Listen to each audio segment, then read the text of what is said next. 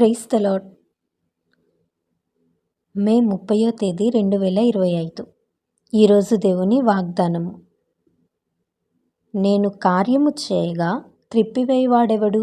యెషయా గ్రంథము 43 అధ్యాయం 13వ వచనం. ఈ వాక్యం ద్వారా మనం తెలుసుకోవాల్సిన విషయం ఏంటంటే, దేవుడు మన పట్ల కార్యం చేసినప్పుడు దానిని త్రిప్పివేసేవారు ఎవ్వరూ లేరు. ఈ వచనం చదువుతున్నప్పుడు ఎంతో ధైర్యం కలుగుతుంది. దేవుడు కార్యం చేసినప్పుడు రాజులేం చేయలేరు, అధికారులేం చేయలేరు. ఈ లోకమంతా ఏకమై వచ్చినా కానీ ఎవ్వరూ ఏమీ చేయలేరు. దావీదు గొర్రెల కాపరిగా ఉన్నప్పుడే దేవుడు ఎన్నుకున్నాడు. సౌలు దావీదు మీదకు వ్యతిరేకంగా ఎన్నో పన్నాగాలు పన్నాడు. అయినా అవి ఏవి దావీదును రాజు కాకుండా ఆపలేదు కదా. దేవుడు దావీదును రాజుగా నిలవబెట్టాడు. యెహోషువ దేవుని సన్నిధిలో ప్రార్థించినప్పుడు దేవుడు సూర్యచంద్రుల్ని నిలిపివేశాడు. ఈ సృష్టి వాటిని నిలిపివేయకుండా ఆపలేకపోయింది. ప్రభు అయిన యేసుక్రీస్తు వారు కూడా ఈ లోకంలో ఉన్నప్పుడు తుఫానును గద్దించి నిమ్మలపరిచాడు. అంటే సర్వ సృష్టి మీద అధికారం కలిగిన దేవుడు మన దేవుడు.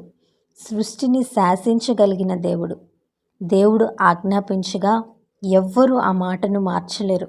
ఈరోజు ఈ ఉదయకాల సమయంలో ఈ వాక్యం వింటున్న నీ జీవితంలో కూడా దేవుడు అద్భుతాన్ని చేయబోతున్నాడు.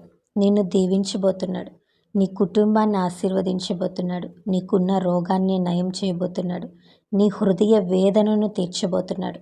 పట్టజాలనంత దీవెనలు నీపైన కృమ్మరించబోతున్నాడు. వాటిని ఆపటం ఎవరి తరం కాదు.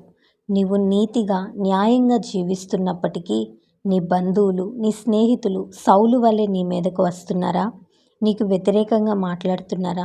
ఎవరు ఏమి చేసినా, ఎవరు ఎన్ని మాట్లాడినా దేవుడు నీ పట్ల చేయబోయే కార్యాన్ని ఎవ్వరూ మార్చలేరు, ఎవ్వరూ ఆపలేరు.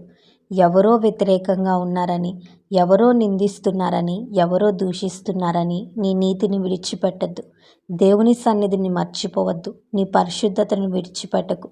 దేవుని యందు భయభక్తులు కలిగి జీవించు.